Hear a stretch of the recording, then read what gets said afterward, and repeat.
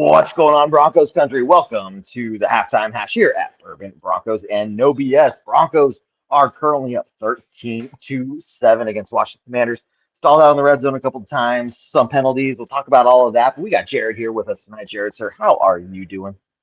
I'm doing pretty well. I usually go with the flow on how many times has our punter had to be on the field, and so far it's only once. So that's a good news story. The offense is actually doing significantly better than we've seen in the past few games as far as driving. Now, obviously against the 32nd ranked defense. However, we're driving the ball. We're not getting the end zone the way we want to, clearly. However, we're getting where we need to be, and that's the important part right now. We got to execute. We got to get in the end zone. That 2-minute drive. If you've been watching, obviously, if you've been watching the broadcast, this is the first time that I think I've seen the commentators be for the Broncos and not for the other team. And some of the things that they're saying, it kind of makes me think too, like, hey, this is a chance to just like kind of very low threat, put Bo in a situation to learn. Like, put Bo in the 2-minute warning. Put Bo into a situation where it's like, I don't know, give him the reins. Let's see what happens. And see how much, like, build that trust up with your starting quarterback, because when we get into the playoffs, it's going to be more and more important, and we're going to be playing much tougher defenses and much tougher offenses. They're going to be able to score a little bit more than what the Commanders are able to score. Now, we did let up that touchdown. Yeah, Jeremy, bringing up that. I don't know if you talk about our touchdown. We'll talk about that in a second. But I want to talk about their touchdown first, then I'll talk about ours. Their touchdown with the penalty, right? I'm not mad about it. The penalty is rough, right? We shouldn't have gotten that, really, what it comes down to. But, yeah, that touchdown, man, like, Bo Nix is the guy. And if there's going to be some sort of something on repeat after this game, it's got to be that, right? It's got to be that play where he almost goes down. He breaks the sack. He's falling down, sideways throws it perfectly in stride to Courtland Sutton in the end zone. Like, that's just absolutely a beautiful pass. And that's the guy that we got. And that's the guy that all of us right here at Bourbon Broncos No B.S, at Orange Weekly, in Broncos country, that's the guy we believe in. That's the guy that we've been talking about this entire time. Everyone's like, he's not that good. That's the guy that we've seen. That's the guy that we know can do it. Let's go. Dude, we were wondering, how these guys are going to look coming off the bye week, right? Was momentum going to be a factor? The cold weather, and the running back situation too, with J.K. Dobbins being out now too, and what was the running back by committee really going to look like between both the run game and utilizing the running backs in the passing game? So, I mean, what is your take on the running back situation? I can pull up the stats here. I just had them a second ago. Broncos looking at 39 rushing yards so far compared to the Commanders' 76. So not looking good there, but in general, Jared, I mean, what are you seeing? Well, what I'm seeing is so Broncos country's been really mad about us not consistently running and sticking to the run because it's there. What we saw in the first half, outside of that last 2-minute warning, because it was a 2-minute warning, you got to pass on those. The running is not an option. Yeah, we just talked about the game.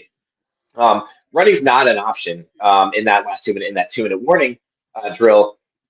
So outside of that, though, we're consistently trying to run the ball. We're trying to get upfield. What I've noticed this year, and it's not JK, it's not RJ Harvey, it's the offensive line. We have an absolutely. Jared, I gotta pause you. We're getting rated by the Grossy crew, and these guys are awesome, man. Guys, if you haven't checked out the Grossy Pod, you guys make sure you go check them out. But hey, thanks to all the love and support from those guys too. Grossy, Perna, you guys are freaking phenomenal, and we love you guys. We love following you guys as well, and hearing everything you guys have to say. So thanks for the love, guys. Yes. Sorry to cut you off there. But no, this is beautiful. Y'all are the best. Thank you guys so much. Really appreciate this. Love talking Broncos country. Love being here on Sunday night. Up 13-7 against the Commanders on a nighttime game. Yeah, the Grossy Perna is a longtime friend of ours. We've been hanging out with him and talking to him for a long time. So really appreciate those guys. Oh, man, this is awesome. Good birthday present. I'm gonna throw that out there. It's my birthday. I was just hoping for a Broncos win, but now I got a Grossy parade as well on my birthday. I can't get much better than this, man.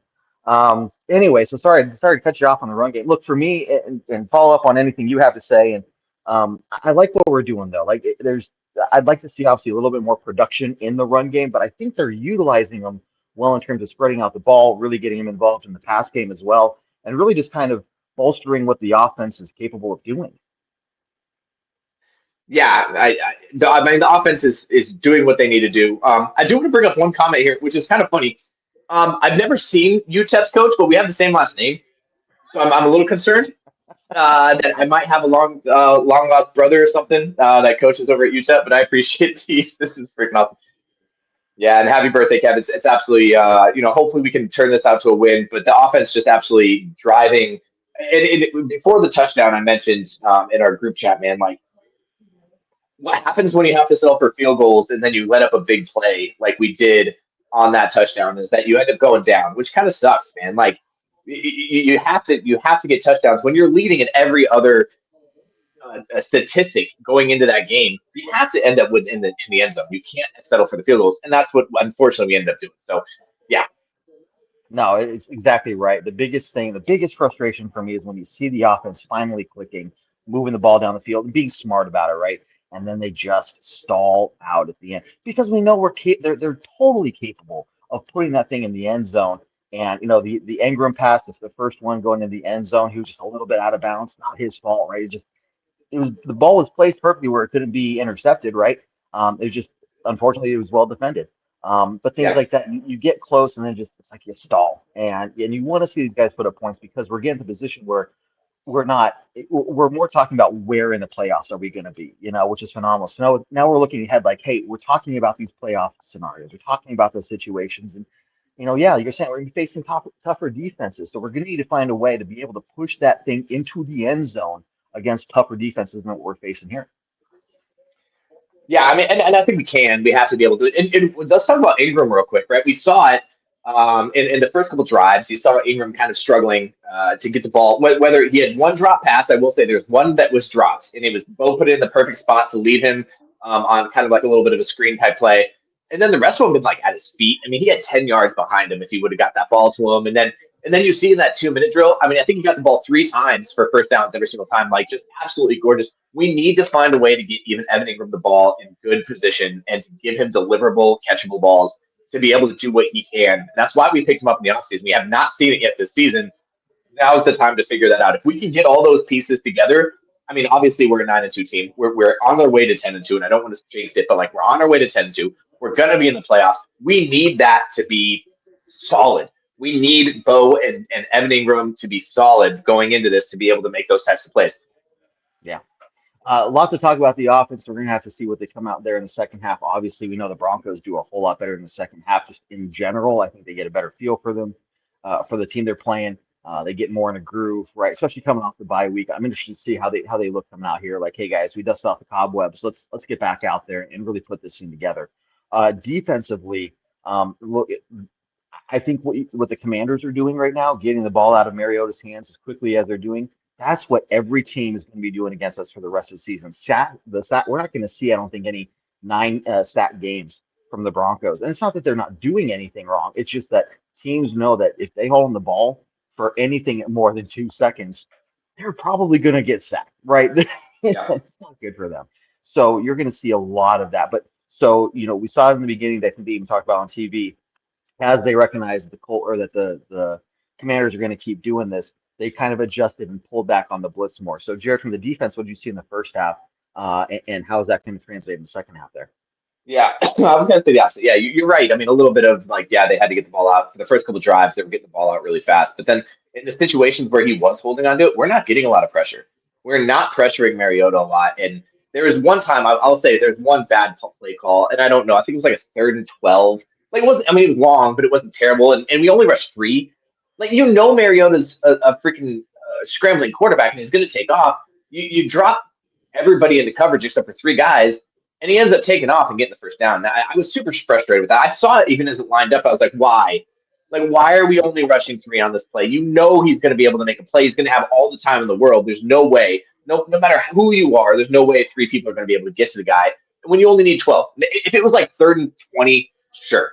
If it was 3rd and 25, whatever it is, 3rd and 12, and then we let him end up getting the first time. Now he ends up punting, and that wasn't I don't think that was the drive that they scored on, but super frustrating on that aspect. We're not getting a lot of pressure on him. And I think a little bit of it is like we now know how much he can run, because the other part of this is like, when was the last time we seen Mariota play football? So like we didn't know what we were going to expect from him. And now we do going in the half. I expect some second half adjustments to be able to control Mariota's running and possibly get a little bit more pressure on him coming out of this halftime break. Yeah, it's very uncommon to see the Broncos give up a third on 12, especially on a run play, right? And then it's even more uncommon to see them let that up twice in a half, both on, a run play and then a quarterback run. So I don't expect that. I expect them to tighten that up, right? They're going to figure some things out. Vance Joseph has done such an incredible job figuring out other teams, really knowing what his team is capable of and making things happen. You're still seeing players get in the backfield. Benito almost had a sack. Zach Allen getting back there, chasing after the quarterback. Cooper kind of getting active as well. So, we're close, and I wouldn't be surprised if you start seeing more sacks, especially if the Commanders find themselves of needing to take more shots down the field where they just can't Yeah. hold on the ball for, a second and have to get out. Yeah, I'm gonna bring up a couple comments here. One, 82. You've commented this a couple Yeah. times. And I want to bring this up. Yeah, I mean that's a good point, right? And on my comments about Ingram, he's just not getting the ball thrown to him when I think it is. But yeah, if it's at his knees, he probably should be able to make the play. And we don't have those guys. I think we only have. I think Cortland's really the only guy that's going to go out there and make those big plays. I'd argue that the last time we had that was Tim Patrick was a guy that could just go out there and just make ridiculous plays based on throwing up the ball. We just don't have those guys right now, and maybe that's a piece that we're missing. But right now, I think that Bo is playing what he needs to play, and if he can deliver the ball, you're right. Not every pass can be perfect. I'm with you. I appreciate that comment. And then Andrew here, we got to shout out Riley Moss for that pass breakup, man.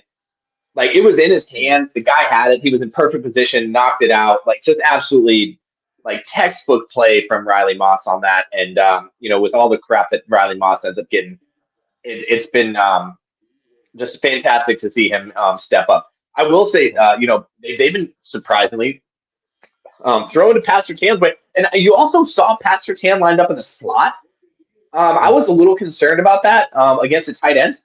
I didn't know what they were doing. Obviously, VJ trying to switch some things up. I don't know what he was doing, trying to give some guys on the outside a little bit more chance. But I saw Pastor Tan line up some interesting spots on the defense there. I couldn't really I'm going to have to go back and look at the film and figure that out. But yeah, it was definitely interesting. And I go back. We were talking about this at the beginning of the show as well about Riley Moss and the one stat that is just standing out to me since I heard it. He is yet to give up a touchdown this season. You can give him crap for all the flags, whatever, but this guy is the most targeted quarterback in the NFL, and he is yet to give up a touchdown. And that's just another prime example of this guy. I think even me, I think I'm underrating him. I'm undervaluing him. I'm underappreciating him. I think he's doing a whole lot more than what I've really thought about up to this point. Yeah, there's a couple comments here I want to bring up because I think it's kind of the same, right? Nick, tackling has got to get better. VJ getting out coached. Players are missing tackles. PS2 backing off on a couple things, right? This isn't weirdly, and I think it's just because we're used to the type of defense we're used to. We're not making the plays that we're used to, and yeah, there's been a couple times where who's the running back? I don't even know his name, which is terrible. And I do these pregame podcasts. I need to know the running back name, but I don't. And he's bouncing off guys. The tight end is bouncing off people. We saw it in the KC game. He's Travis Kelce bounced off Hufanga. We need to wrap up and get these guys down on the ground. And I bet you right now, BJ and Sean Payton doesn't miss a beat. He's in the locker room right now telling the defense, you got to get these guys wrapped up. You got to bring them to the ground. Yeah, totally agree. Really quickly, as we get close to kickoff here, we have a blank comment from Andrew. We know what that means. A donation from Andrew. Dude, thank you very much. We don't ask for your money, guys. We just want if you just give us a like and subscribe to the YouTube, the podcast, all that stuff. That's the most amount of love and support that we could ever ask from you guys. But to do any donations, Andrew, thank you very much, guys. Definitely appreciate it. If you want to throw us some money, Jared there is looking to expand he needs a new closet for all of his visors. The collection's got too big, and he decided instead of putting them in a box, he needs a new closet to add onto his house. So, thank you very much. Looks like the game's underway. We want to kick it off. Jared, any last quick second thoughts? Nope. In the second half, we need to score at least one more touchdown, and I don't think the Washington Commanders score anymore in the second half. I think our coaching staff is able to stop them from scoring and getting us in the end zone. Let's do it, man. Look, these guys are good. They're ready. They want to get their 10th win. They want to keep that win streak alive. The Broncos have a lot going for them. So let's see them do it. Jared, thank you very much, guys. Broncos country, you guys are fantastic. We'll be back live tomorrow night, Monday at 8 p.m. Mountain Time for another episode of the Post Game Podcast live. Make sure you tune in for that. But otherwise, we will see you then. I have nothing left to say other than end this as we do as Go Broncos. Go Broncos. Take care, everyone.